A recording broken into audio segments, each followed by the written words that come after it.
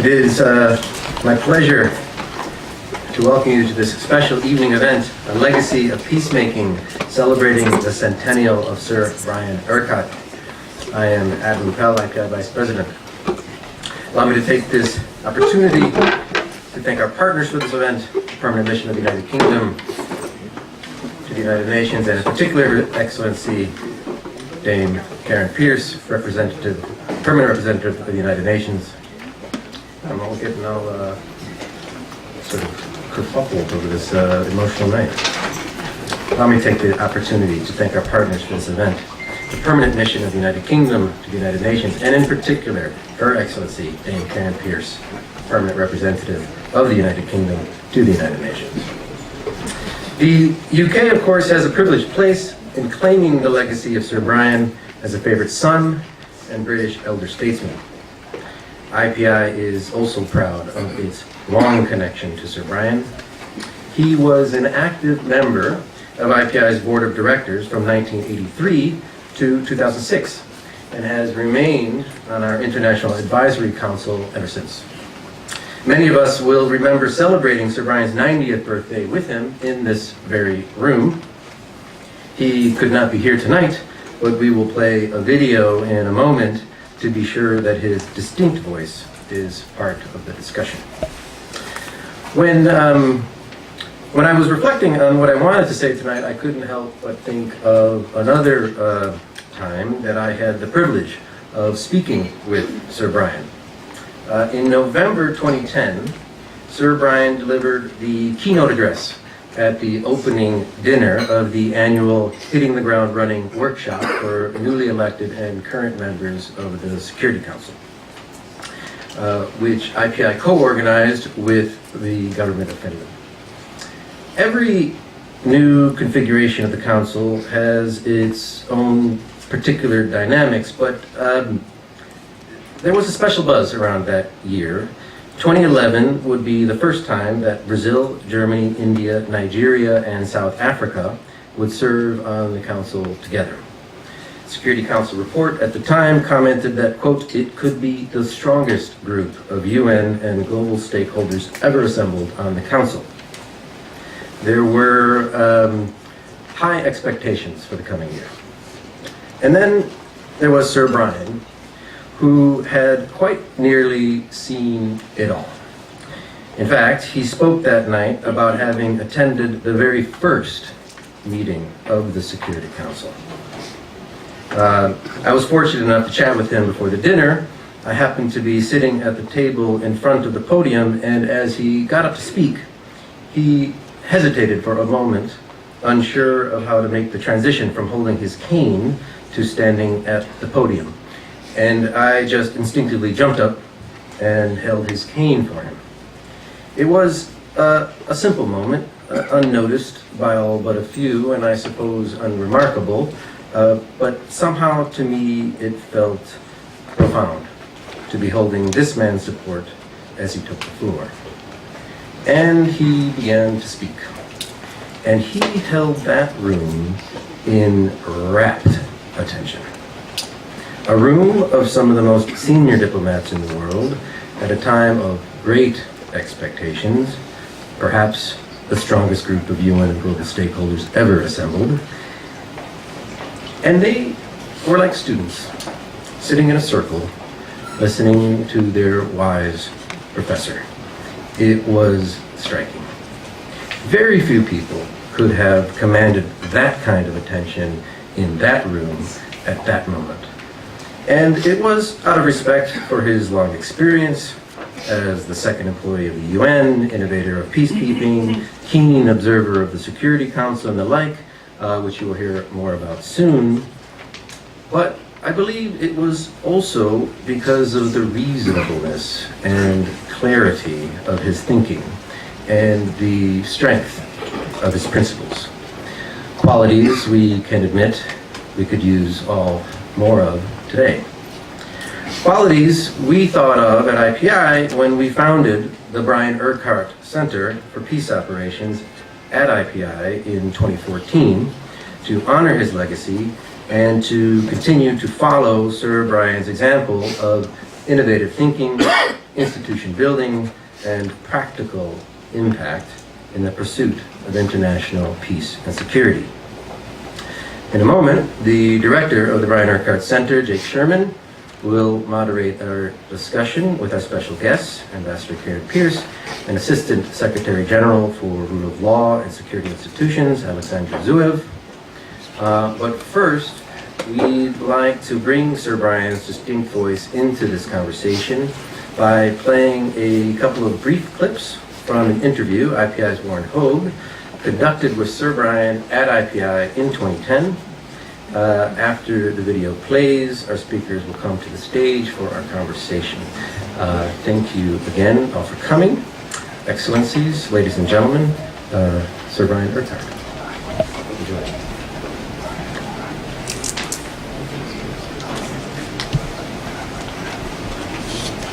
The thing about peacekeeping was that it was a genuine new improvisation. There is no mention of it in the Charter whatsoever. It was produced, like all the best things, in a great emergency when it was essential to get the British, French and Israeli troops out of Egypt before Chairman Khrushchev took a hand from Moscow.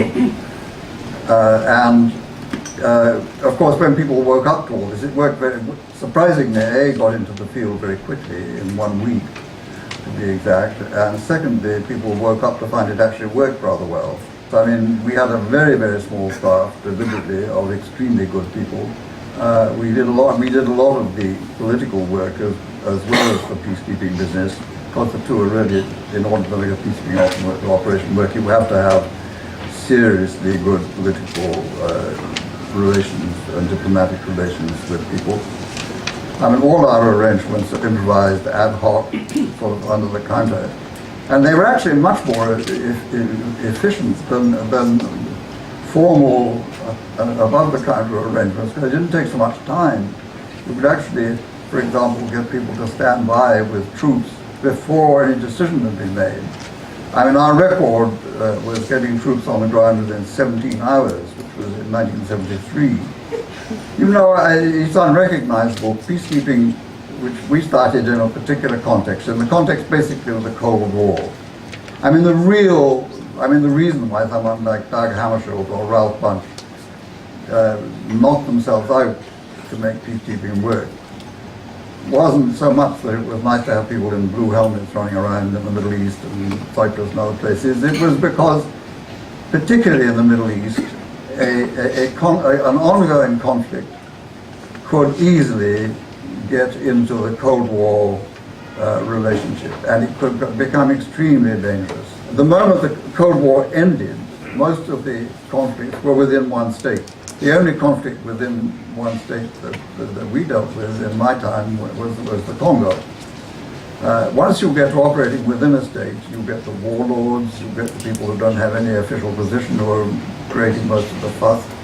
You have the extreme sensitivity of a government which is overcome by horrendous civil disturbance and so on. And it's a completely different thing. The lucky thing is that now you can actually do, the UN itself can now formally discuss this whole problem, what to do next and how it works. That's the difference between when we were running this, because of the Cold War and the non-recognition of the idea. We had to do everything sort of more or less under the counter.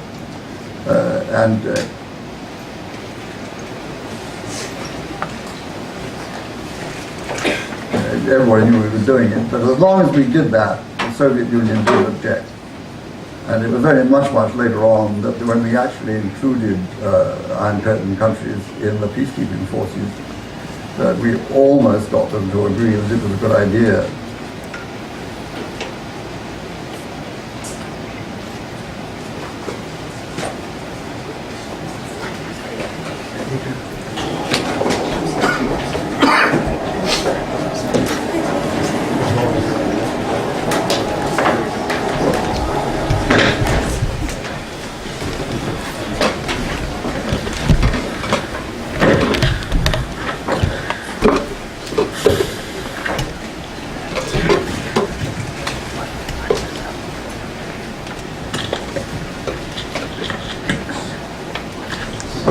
Great. All right, so starting from that, first off, just one matter of housekeeping that I wanted to take care of, which is that unfortunately Assistant Secretary General Zuet is going to have to leave at 6:45, so he will gracefully get up and exit, and depending upon how far we've made it through the discussion, Ambassador Pierce and I may continue for a little bit before we open up to Q&A. I wanted to start off, I think the film captures Brian better than anything that I could possibly say, and I think his legacy is quite well known to most of you in the room, but I wanted to start with just a small thumbnail sketch of his career, because it really is quite remarkable. His time at the UN spanned the first 40 years of the UN's existence. He came to the UN in 1946 after 6 years in the British Army and became the personal secretary to Trygve Lie, of course the first Secretary General, and then went on to serve at the UN over the next 40 years in a variety of positions as advisor to 5 Secretaries General, including the last 20 as the Undersecretary General for Special Political Affairs. And at one point, Sir Brian basically was the Department of Peace Operations. During that time, of course, he was intimately involved in setting up many of the early peacekeeping operations, innovating not least the idea that peacekeepers should wear blue helmets to distinguish themselves from the forces that they were meant to separate. And although he was consummately British, he really was also the embodiment of what it meant to be an international civil servant and a committed multilateralist. So with that in mind, I thought I'd start with a relatively easy question to both of you, which is, when both of you look back on Sir Brian's legacy, what is it that you see as his most important contribution? Maybe Ambassador Pierce, if we could start with you. Right, well, thank you very much, and thank you everybody for coming. This is such an honour to be asked to commemorate and celebrate Brian's contribution in this way. I think there isn't a British diplomat who doesn't know, who isn't trained in Brian Urquhart and the legacy that he left the UN. And although he hasn't been to the Foreign Office in London in very many years, I don't think there's a single diplomat who doesn't know what Brian looks like. And certainly when I came here 10 years ago, I was just fantastically excited to meet Brian. Everything he embodies about what the UN is for, what the UN can do, how many people it can save, and the contribution it makes to global peace and security is just outstanding. And as you said, Jake, it's a real tribute to Brian that is the case. It's embodied in Brian. I think with the sweep of history, I think the very fact that he made peacekeeping work, set it up, devised the modern concept of it, and made it work, I think I would say was the biggest legacy. Because obviously everyone knows about the League of Nations, and we all know now that some peacekeeping missions struggle, and we all know the terrible legacy of UNPROFOR in Bosnia. But what Brian managed to do in those very difficult days around Suez, and then later that he developed with the support in particular of Dag Hammarskjöld, that's a very important moment for multilateralism. And I don't think we should forget quite how innovative this was at the time, even as we work with the UN to find ever increasing ways of perfecting it and making it more effective. Alexander, let me turn to you.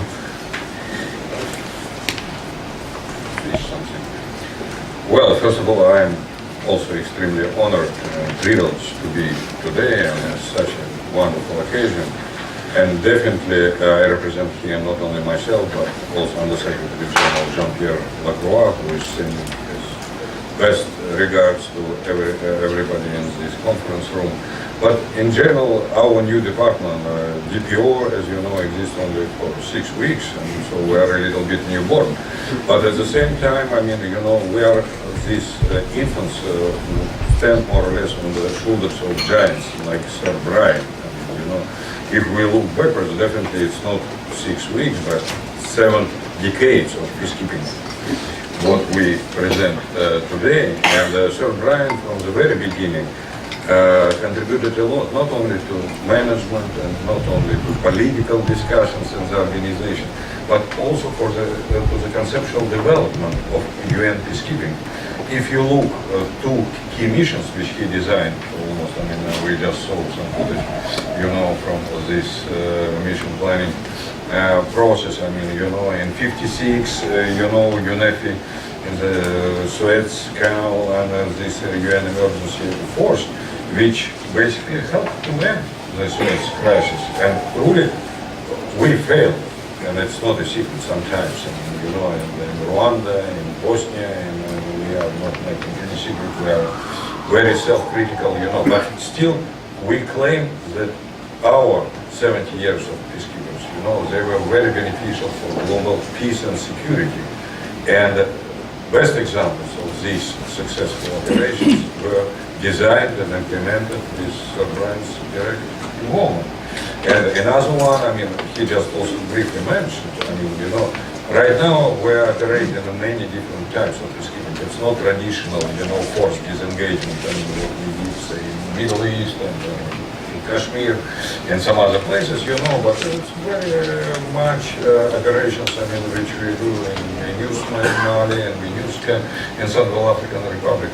But they're derivatives in certain sense from the first mission, ONUC, which was designed for, that time it was not even a Democratic Republic of Congo, if my fading memory is not mistaken, at that time it was Congo, Brazzaville, and second was Congo, okay, anyway, it was a large Congo, I mean, DRC, which is DRC right now. But the issue is, I mean, you know, that it was a large-scale operation, you know, with more than 20,000 peacekeepers. It was the largest peacekeeping operations that time. And also, as Sir Brian said, I mean, it was a very challenging one, because it's not just mediating and negotiating between two parties, I mean, you know, between two member states, you know, but it's dealing with warlords and dealing with different types of very asymmetric threats. And I have only to remind that it was not only a large operation, it was a very, very complex operation where we lost more than 250 peacekeepers, specifically during this peacekeeping operation, out of more than 3,000 blue helmets, which we lost over the 70 years. So his contribution, and then I can tell you, I mean, I was not as privileged as Her Excellency Ambassador. I met Sir Brian only once in my life. It was 15 years ago, but it was in his private house in Massachusetts. I mean, and we spent a lovely evening, you know, with him. And he is also a source of inspiration for all us. And I mean, I'm 30 years with the UN, but definitely when I was talking with him, it's more or less, you know, as you are talking, I mean, with Woodrow Wilson or somebody else, I mean, you know, who founded the League of Nations or something like that. So in many ways, his ideas, his impact, I mean, you know, it's still with us in the department.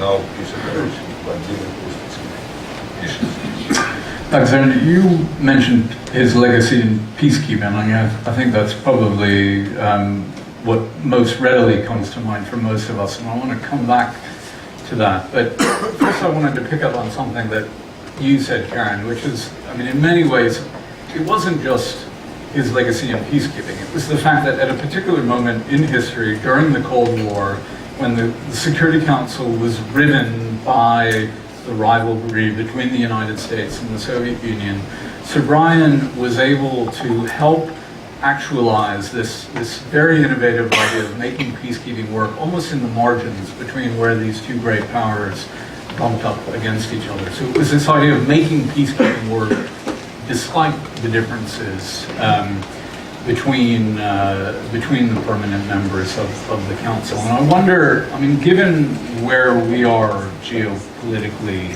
today, I mean, to what extent do you see changes, both big picture, what's happening in the world, but also the way that that plays out in council dynamics today, affecting the realm of the possible in terms of what the UN is able to do to respond to crisis today? Maybe Alexander, if we could start with you. Well, I mean, as you know very well, I mean, all our political mandates and the mission design and budgets, I mean, you know, they're going to the Security Council first and then to the General Assembly. So we are definitely trying to serve these two governance bodies of the United Nations in the best possible way. We definitely watch with a great interest, I mean, all discussions at the Security Council, though we are only informing. We are not a part of this discussion. We can brief, we can submit certain reporting. I can tell you that, in my view, the work of the Security Council never been really easy. I mean, you know, you cannot find out. I mean, you know, take early 50s, I mean, you know, with Korean crisis, take early 60s with Caribbean crisis. So, I mean, I wouldn't say that I can see, I'm in international affairs and the international civil service almost 40 years already. So, obviously there are changes, there are different dynamics, there are different, you know, agendas which are going there. But the most importantly, I mean, I already said this, since we are celebrating this very important jubilee, you have to look and to understand how you can better service member states and promote, and how you can better implement mandates of the Security Council, though since it's not an official Security Council meeting, I can say some of them are a little bit of mission impossible, I mean, you know, because what the Secretary General Guterres calls Christmas tree mandates, I mean, which we have to implement, you know, but at least we have sources of inspiration. I mean, you know, I wouldn't say that mission in Congo in early 60s, I mean, you know, was easier than MONUSCO, which we are doing right now, though we just had very, very I mean, not maybe very, but successful transition, you know, with not too much disturbances and, you know, problems which one could have anticipated. You know, so, but still, environment is very complex and very challenging, and Security Council dynamics, I mean, by the way, definitely Ambassador who sits on the Security Council knows much better, but at least we notice that most of mission mandates are being approved by consensus. Keep in mind, I mean, I'm not talking about special political missions and all this, I'm talking about peacekeeping. If you, and then I was very proud, I mean, you know, Secretary General asked me, you know, I presented to the Security Council his report with recommendation on the exit of our peacekeeping mission in Liberia. And we closed 21 very recently. And this year we closed Houston, and, you know, it shows that under Security Council guidance and with support of member states, I mean, you know, we, and especially I have to emphasize, troop and police contributing countries, because the cornerstone of our work in peacekeeping, you know, this is the brave women and men who work, you know, in different contingents or individual police officers and military staff, you know. So we manage in spite of, because in the mass media maybe there is a lot of, I would say, excitement, you know, about divisions in the Security Council. And maybe sometimes there is not too much awareness. I mean, you know, how often the Security Council manages to reach consensus solutions. Obviously, it's compromises, and we have to deal with certain compromises in implementing these decisions. But still, I'm cautiously optimistic as somebody who's watching 40 years, you know, international affairs, different establishments. Karen, what about you? You have the front row seat.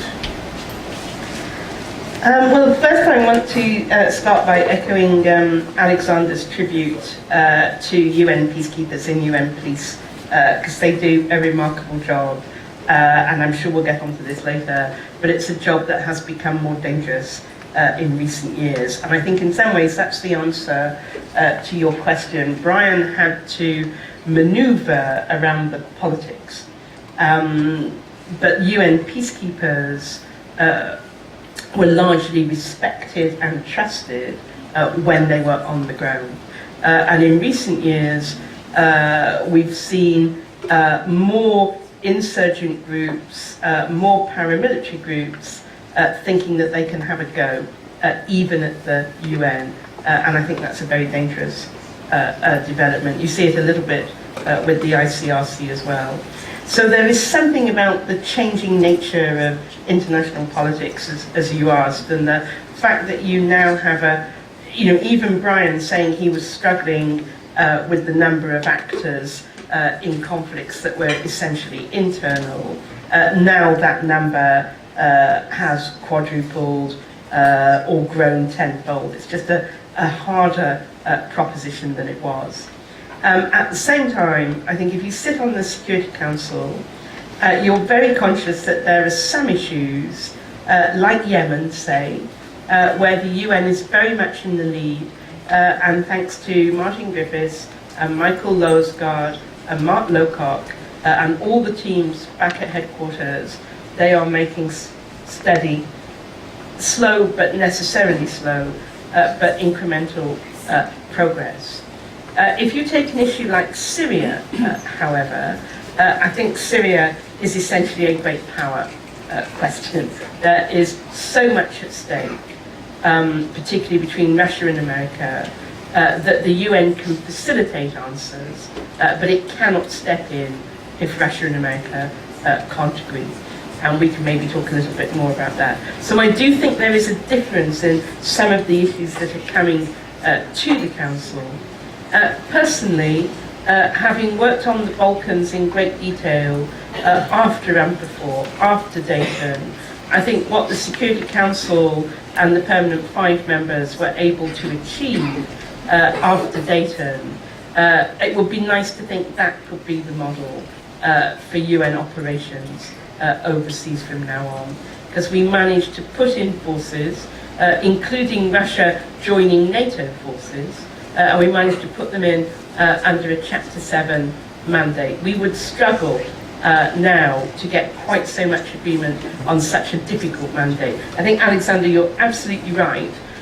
They do pass by consensus, these resolutions, but we need to watch that they're not the lowest common denominator. And I think that's another difference with Brian's time. Brian was able to find a way, possibly because people wanted the United Nations to succeed. So at the end of the day, that was the biggest motivator. Brian was able to find a way so that you had highest common factor missions. And I do think we need to just be alive today to the risk that we're in danger of lowest common denominator. It's still better to have a mission than not have a mission, but we just need to keep that in mind. Alexander, did you? Well, no, I mean, the only thing which came to my mind also, I mean, Sir Brian always was not only dedicated to international civil servant. I mean, I truly don't like this bureaucratic definition of very dedicated and committed UN staff working in a very dangerous environment and very much hardship stations, you know. But he was also very committed multilateralist. And these days, this is important because UN, the same way like the League of Nations and many other international organizations, has been tested many times in the past. You know, and right now, definitely, we are going through another test. And people like Sir Brian, I mean, they really brings the best examples. What UN is bringing, I mean, you know, the system, I mean, all these countries, be it Suez, be it Congo, by the way, I mean, my memory is fading, it was Congo, Leopoldville at that time. Brazzaville and Leopoldville, they were top Congos, I mean, you know, instead of Kinshasa, you know, which is it right now.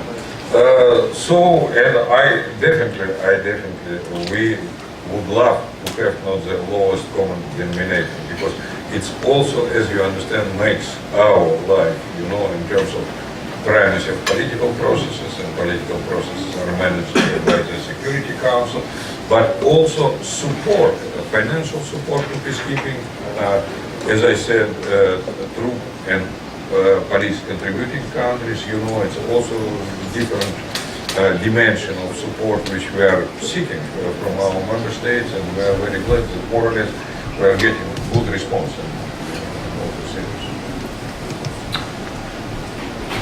Are you gonna, do you want to make your exit before I ask the next question, or are you good for another? If you've got a tough one, I better exit right now. If it's not, I can answer it. Right. Then with your permission, I just have another commitment I have to speak. I do have a question about UN reform, and I think given that what was the Department of Peacekeeping Operations and now the Department of Peace Operations, your office has just been through the ringer on that. If you are able to stay, it would be great. And really, I think the question is, Brian was quite a committed multilateralist, but he could be quite clear-eyed about the UN's failings. And in 2010, he wrote that the UN has somehow continued to reinvent itself, never to the total satisfaction of anyone.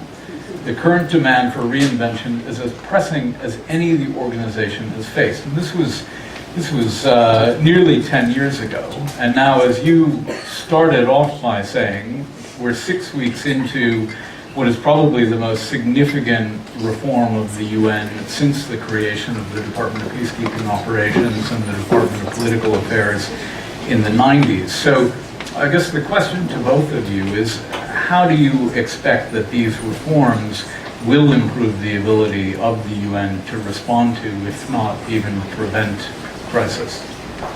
Well, first of all, I truly believe that this reform is not just for the sake of renaming and reforming, and truly we lost one letter, from our acronym, of our department, the Department of Political Affairs got one letter, so it's zero-sum game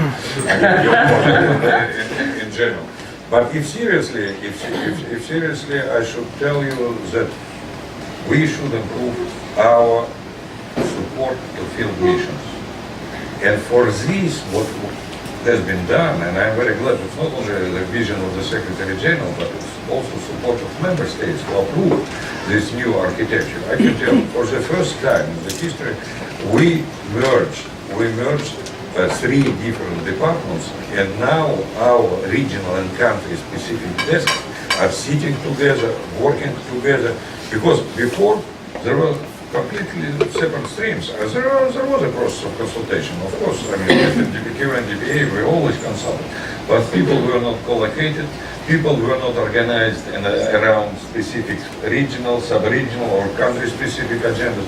So this consolidation, it's a situation when 1 + 1 is not 2 but 3, in my view. Because you are getting additional and create critical mass. This is the first one. Secondly, I believe it was very, very strategic decision to bring peace building support office into new peace and security architecture, because we are always facing problems. We have huge peacekeeping missions or special political missions with huge budgets. It's not a secret, it's billions, not millions, but billions of dollars. And it's tens of thousands of people, in uniform or civilians, who deliver all this, But as soon as our missions exit, and we hand over everything to whatever is normal in this world, to normal UN country teams, there is always a funding cliff, because you cannot expect, to get these hundreds of millions in assessed budgets, for the situation when there is no peacekeeping operations present. Because of this integration of PBSO, it's very important. It can make this transition, more smoother and maybe more strategic, and can alleviate, some risks which we face. So in general, once again, as I told you,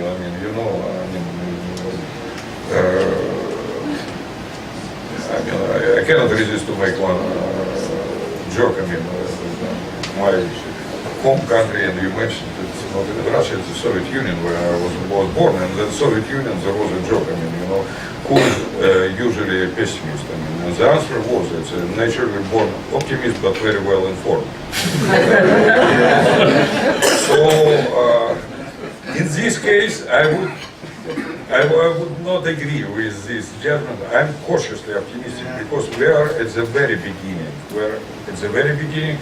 It's a long journey, and definitely there are many unknowns in this journey. But still, even in these 6 weeks, I can see some signs of progress. I mean, the way how modus operandi, if you wish, I mean, you know, of our department and our collaboration with colleagues from DPPA and from regional political structures which now exist. But we will see. Let's wait. I mean, you know, let's do not prejudge. With your permission, I mean, I wish I was able to spend, I mean, such interesting discussion and such a long audience. I mean, but I'm already late. My next. Thank you so much. Thank you again, and Excellency. I mean, sorry. No problem, Alexander. Sorry to See you leave you soon. alone. No, don't worry.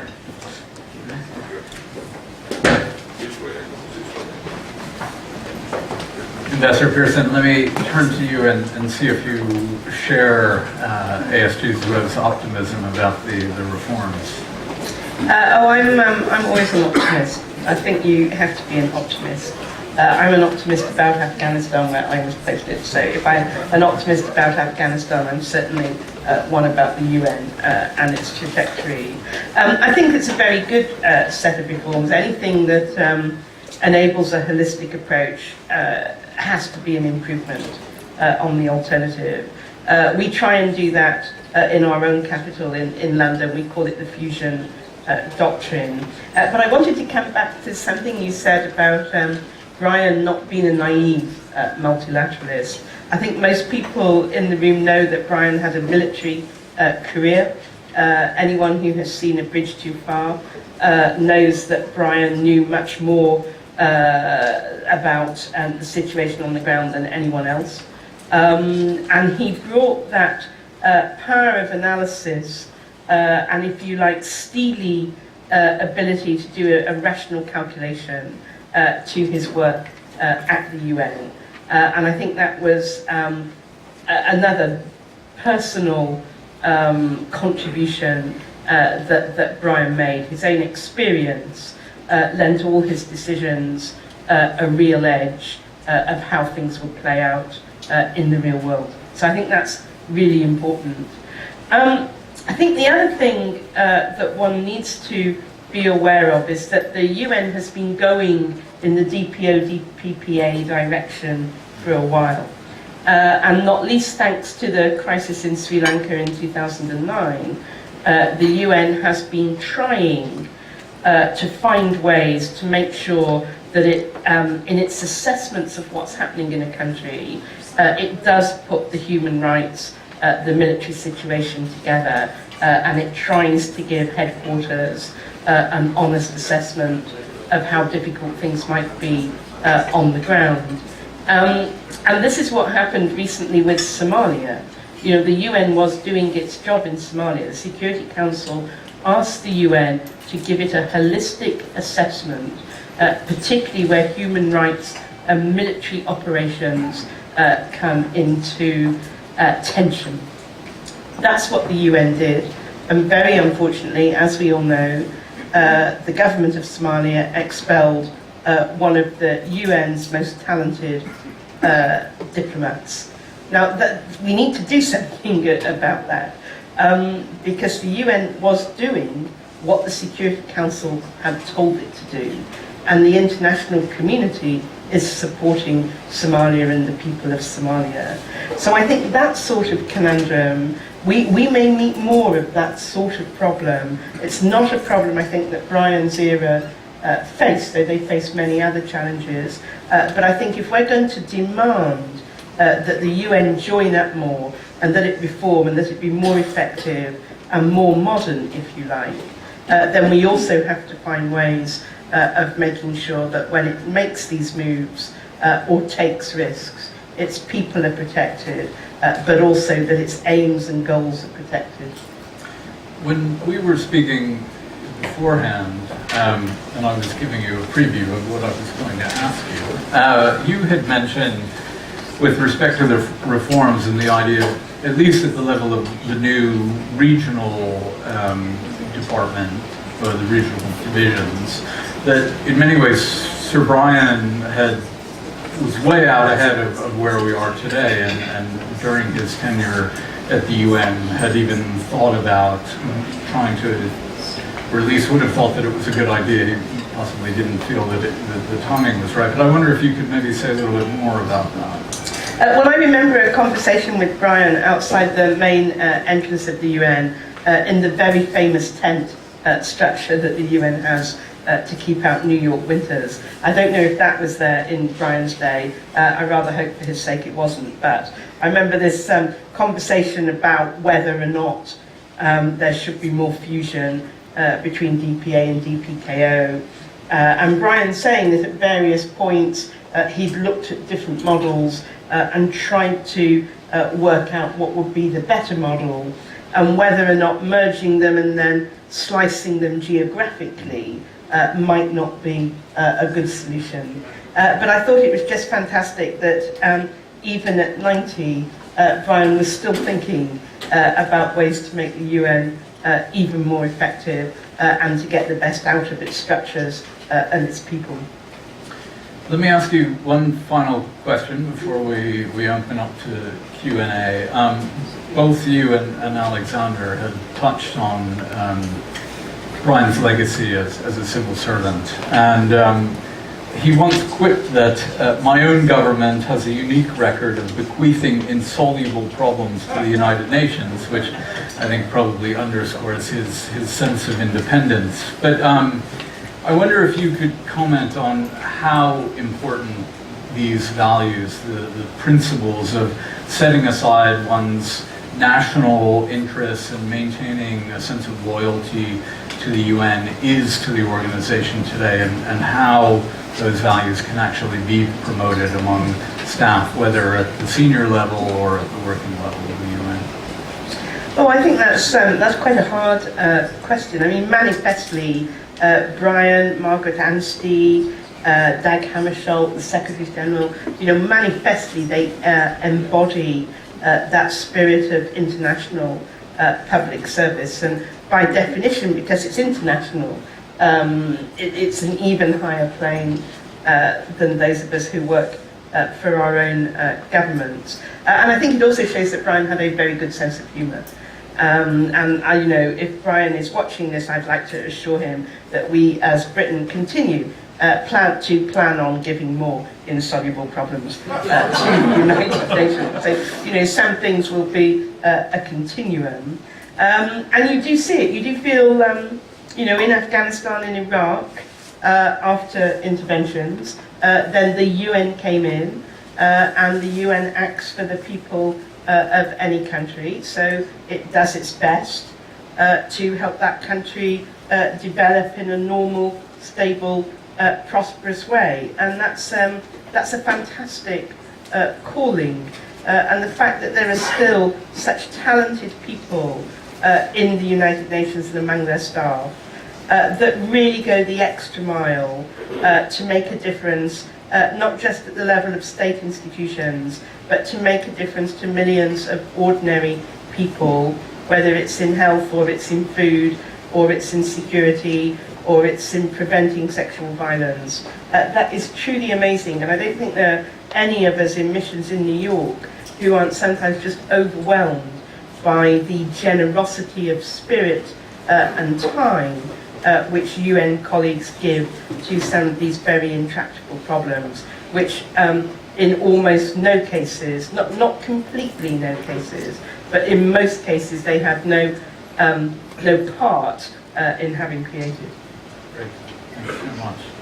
All right, we're going to open up the floor. I mean, given that it's so many of you and just Ambassador Pierce, I would also invite, many of you, I think in the room know Sir Brian, have personal anecdotes, reflections to share, so I would welcome you to share those. And I wanted to start actually by asking David Malone, the rector of the United Nations University and the former president of what was then the International Peace Academy, if he could perhaps start off with his own personal reflection.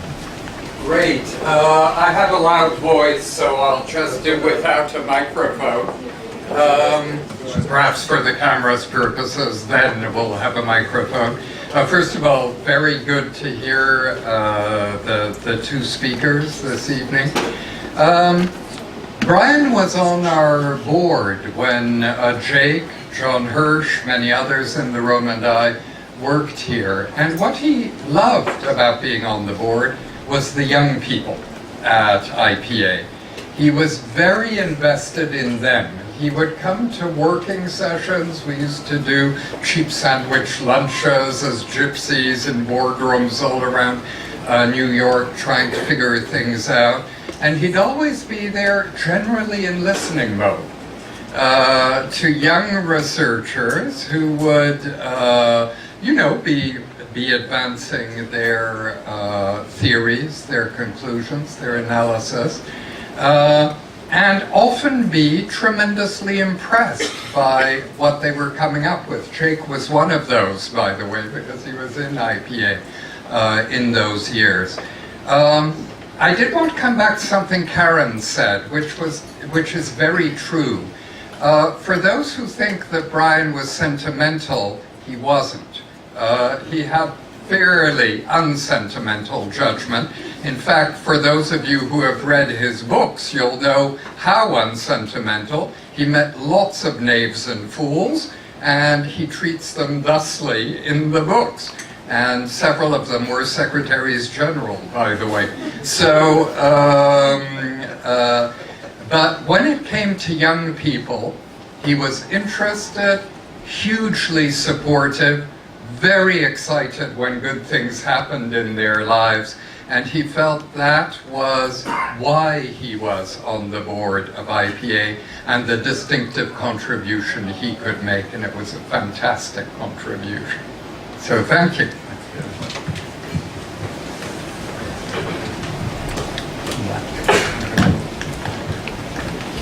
Thank you very much indeed. I joined the UN 30 years ago. I just want to tell anybody who might think that because Brian reached 100 that he's put on a pedestal now. But I can tell you that 30 years ago he'd only retired 3 years before. And already then he was an absolute, there's nothing like it. I mean, Lisa would actually work with him. But I joined after he had left. But there's been nothing like it since, and I don't think there's been even before. See, even the people he wrote about, Bunch and Hamshall, never quite captured the imagination. I mean, it's interesting, and David sort of hinted at it, because the books are obviously crucial to understand a little bit about the man as to why he captured the attention and the respect of the Secretariat in a way that nobody ever has. And it's a combination, I think, of the fact that, and Karen referred to as well, and David, that he was no starring idealist. I mean, he was neither the flaky side nor the principle. I mean, he was very, very principled, but never not rigid and nor flaky in any way. So there was a sheer combination of principle, but also a realism, and that comes from the books and from everybody who ever worked with him and knew him subsequently. And as well as all the personal attributes, the humor, the charm, the sometimes biting judgments, which are indeed, I would like to be those SGs who I know did read the books and were rather offended by them. And so I think that, in a way, for me, having worked in the organization for 30 years after him, is his real legacy, even more than the creation of peacekeeping and everything else. It is the fact that he was able to combine that principle, and nobody's ever actually reached that level of being able to be so principled and yet so realistic, because normally they are regarded as incompatible. He managed to combine it, and that I think is the unique, the absolute, the top thing that we should remember him for.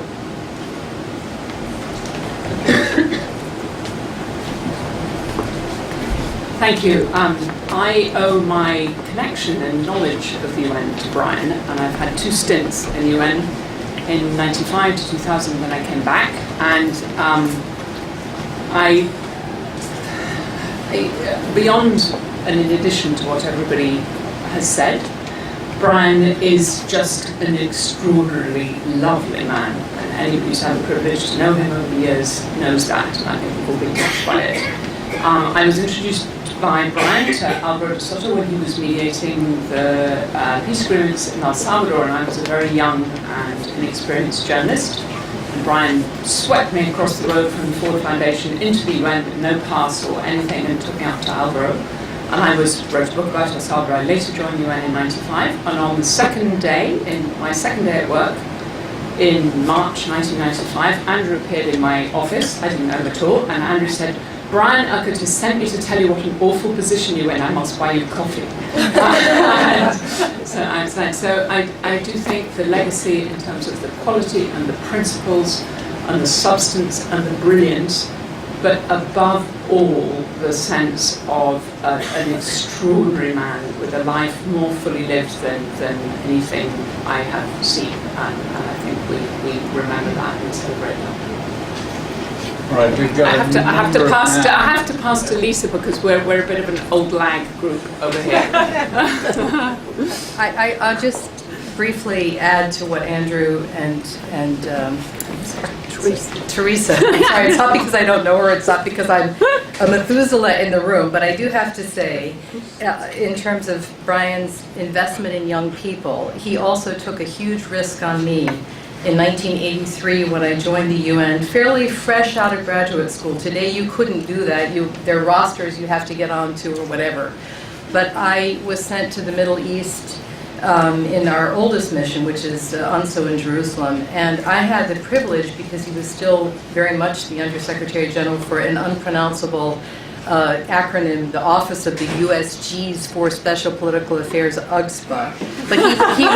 But he would come regularly to the Middle East, because in those years the biggest missions actually were in the Middle East. You had Cyprus, but the UNIFIL was still quite big, and the recent conflict was there.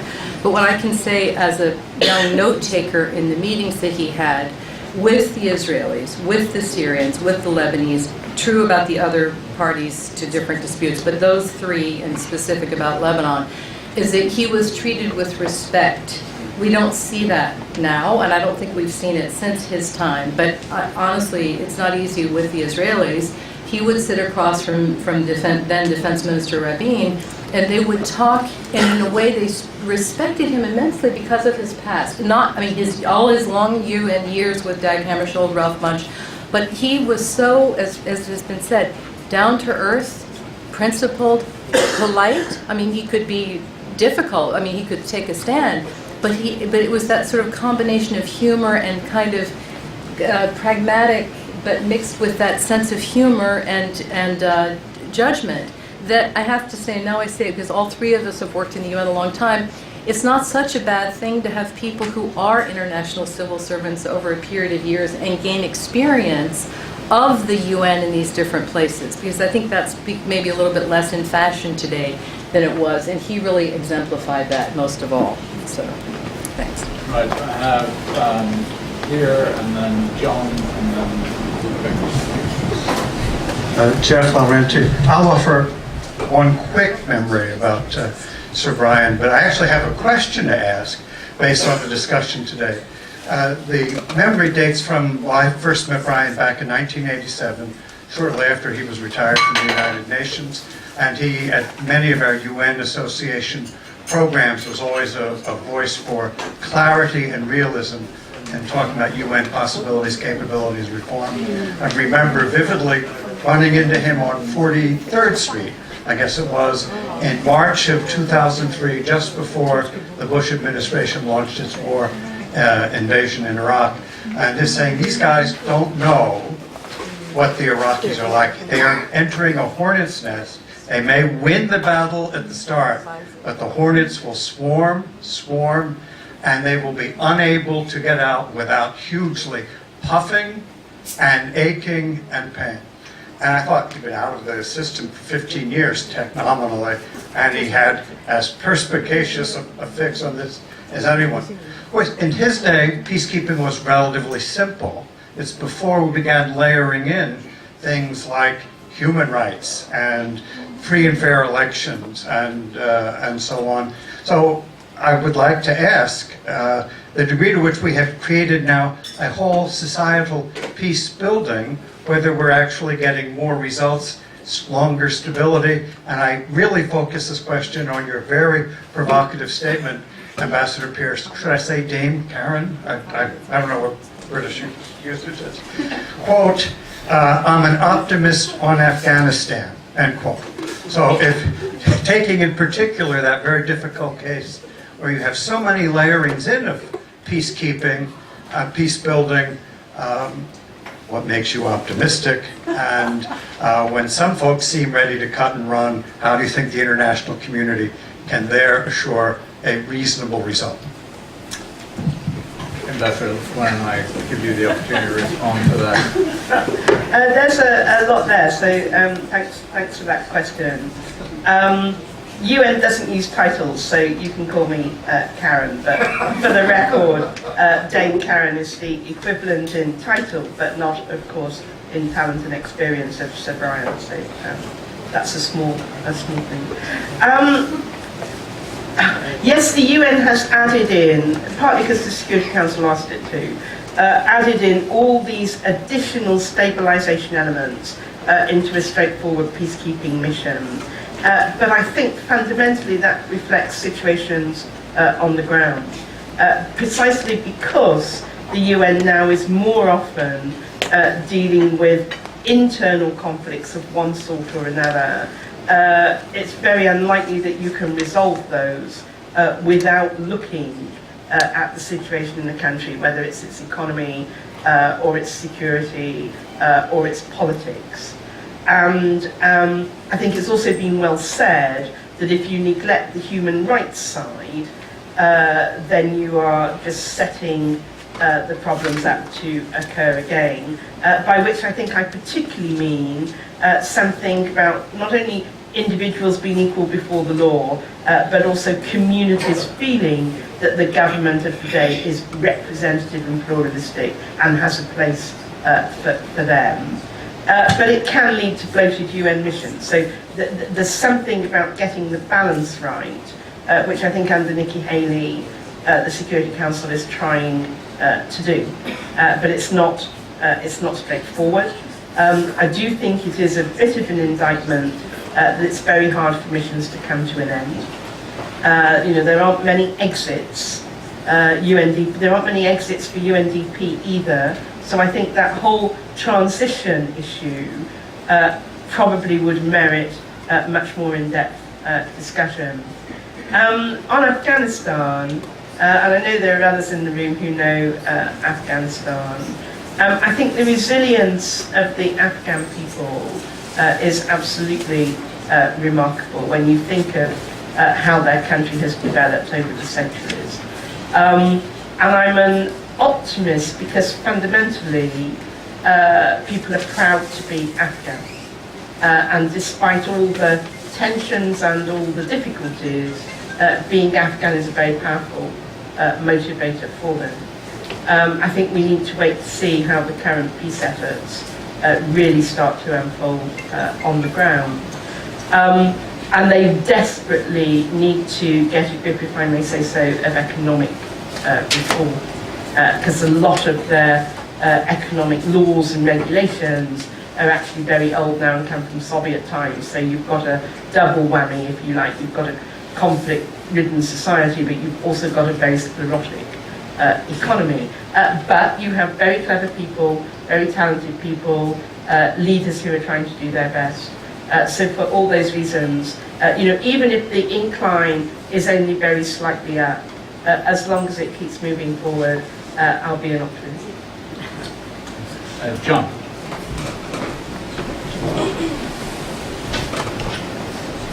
First of all, it's just wonderful to have you here, Ambassador, and it's wonderful to have this memory of Brian Urquhart. I was at the U.S. mission in the 1970s, in the Carter years, and I was following the Middle East and Cyprus, so I saw a great deal of Sir Brian at the time. So my two very small stories, which are not really political. One is if somebody came in and wanted a cup of coffee, he sent his secretary to the cafeteria to get it, did not run a coffee pot. And then he always, I remember he said to me that he always left something on his desk for the Soviet person working in the secretariat to take and to send back to Moscow so that that person could demonstrate that he's done his job. So he always left something behind. I mean, he had a wonderful sense of humor as a wonderful human being. And the last one I want to make is, you've already said it, he ran the whole peacekeeping by himself. There was no DPA, there was no DPKO, absolutely didn't exist. He had 2 or 3 people with him, George Sherry and F.T. Liu. F.T. Liu used to work here at IPA at the time. Where's David Davidson? And he had sort of 4 or 5 people, and he ran the whole thing out of his pocket, as it were, intellectually. So it was just very wonderful to have these memories of him. Thank you. In the 4th row. Hi, I'm Nina Lahoud. I joined the UN in '83 and stayed for 33 and a half years, and I had the good fortune. My first assignment was as legal advisor, the first woman then, to UNIFIL. And Mr. Urquhart came, and I accompanied him through the Middle East in '84. And what really struck me was, and many have commented on these aspects, is it was a much smaller place, as everyone knows. He was, practically a 3-person show, and his familiarity and interpersonal, even camaraderie with all players in the UN, in the field, the force commanders, the political advisors, the parties to the conflict. And I think, and I'd like to ask a question about this, so in those days, there was much more direct interface, I would say, between missions and the head of Mr. Urquhart, and there was a rapport. It was striking how familiar he was with everyone, from the staff onward. And those are the days in UNIFIL where there was no status of forces agreement. So they were still honoring the UNEF established principles of peacekeeping, and everyone, the staff and the parties, knew those principles. And yet, without a SOFA, without the proliferation of guidelines and documents, it ran pretty well. Of course, it was much simpler when they were ceasefire, basically missions in the Middle East, Cyprus, Kashmir. And I think what I described is true respected leadership and direct interface with him despite his high stature, from the field to headquarters. And also more direct interface and singular interface in briefing the council. In those days, you didn't have a whole host of people, I'm not saying it's a negative, that briefed the council. So there was familiarity, very deep knowledge and familiarity of council members with almost 1 or 2 people that exclusively briefed the council. So I wanted to ask Ambassador Pierce, do you think the evolution of the multidimensional peacekeeping missions that only started in the 90s, and the proliferation of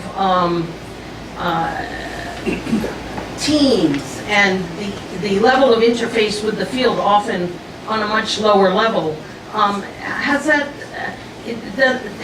inevitably brought us in another direction, because it's all so much more complicated with the multidimensional peacekeeping missions? And I'd say, the challenges on whether we have the expertise and capacities in some of those areas, which he then didn't have to grapple with. But I really want to commend, I thank him as a 27-year-old.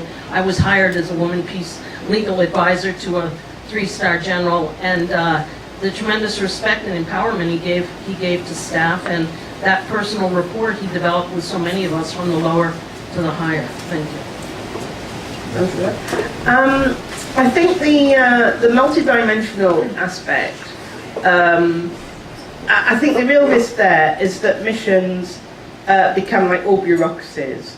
They then spend a lot of time servicing themselves and, quote, coordinating, unquote, rather than getting out and doing things on the ground. And I think that's a risk. It's partly to do with size, but it's not only to do with size. I have to say, one of the things that still drives me wild is the amount of duplication in the UN system. I'm afraid I cannot understand why Andrew's outfit and UNDP, why UNDP is doing human rights. Andrew's outfit should be doing human rights. Andrew's outfit is doing human rights, but the point is it should have UNDP's money to do it. And it should be based on comparative advantage, in my view, of all these different UN agencies and UN bodies. And it should be obviously coordinated in the way that the Secretary General is trying to get the CEB to work more efficiently. I think the reforms around the resident coordinator and what the resident coordinator will now be doing are a step in the right direction. But I think you always have to worry about too much time being spent on process and not enough time on doing.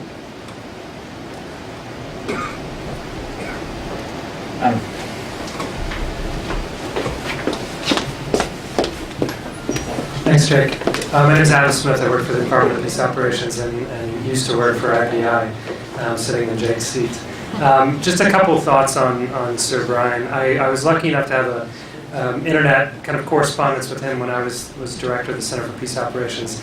Relayed to him what we were doing, got his thoughts and feedback, mostly related to his lovely wife at the time. So just a couple thoughts on his legacy. One, it was mentioned before, but his books on Dag Hammarskjöld, on Ralph Bunche, his articles in the New York Review of Books, for me is one of his tremendous legacies that will carry on forever. His biography on Hammarskjöld is the authoritative story of that Secretary General, and to my mind, the finest Secretary General he's been. The story of there's no better book on Ralph Bunche than his. And he couldn't have written those books without having been in the position he was in, worked with them, but also his great wit and his humor and his intelligence to write those. So if you haven't read those books, along with his own autobiography, A Life in Peace and War, which is also tremendously funny and interesting because he lived an interesting life, definitely do so. And I think as we move forward in the UN and we think about reform and we think about what the future comes, there's no better way to think about that than to reconnect with our past and what it was at the start. And as we mentioned, the idealism that Sir Brian really embodied and took forward. The second story, just Jeffrey reminded me of when we talked about titles. When we asked Sir Brian to put his name on IPI, Center for Peace Operations, we wrote him a very long letter detailing all the reasons where we thought it would be great to honor him and that it would be great to put his name on the center. He wrote us back a very short response, and it said, happy to do so, please leave off the sir.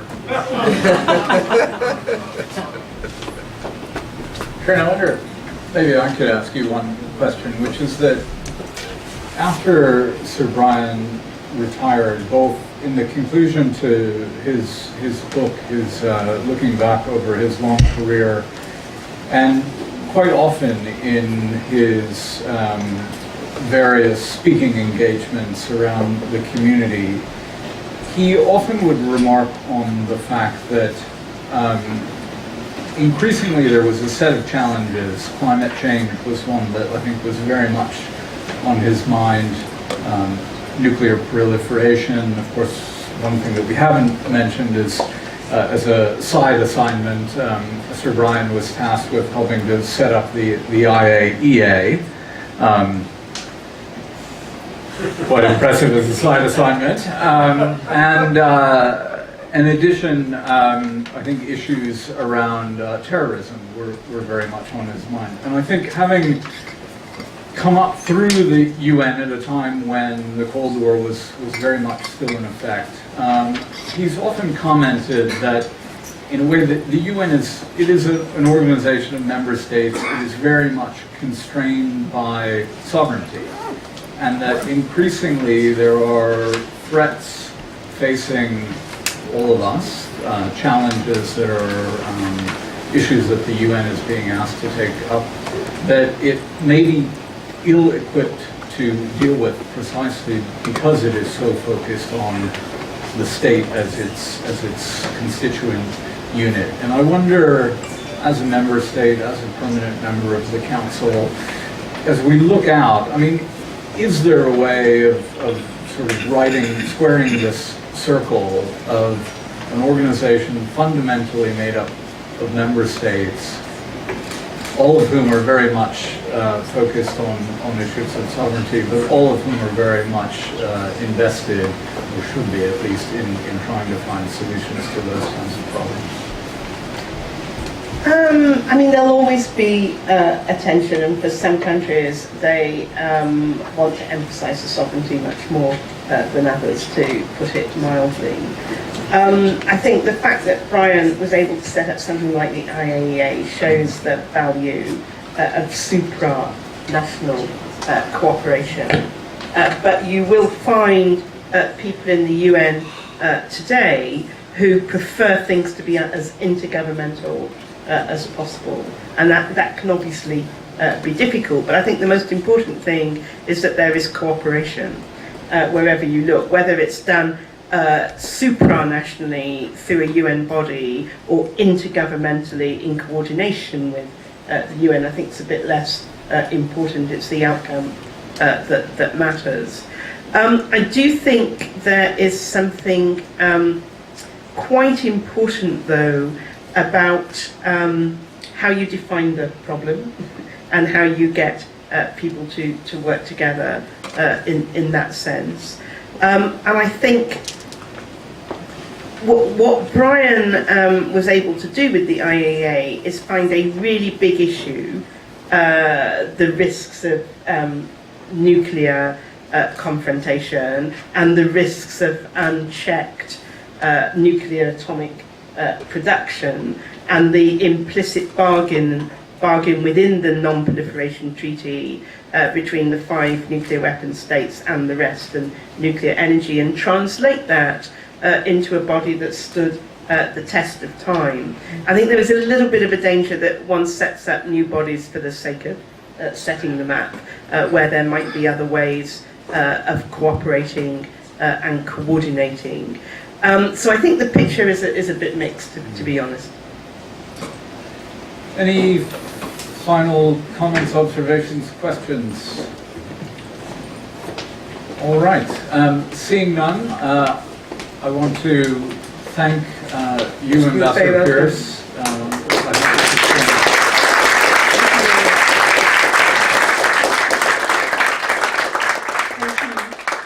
Thank you very much for all the questions. Yeah. And thanks to all of you. Have a good night.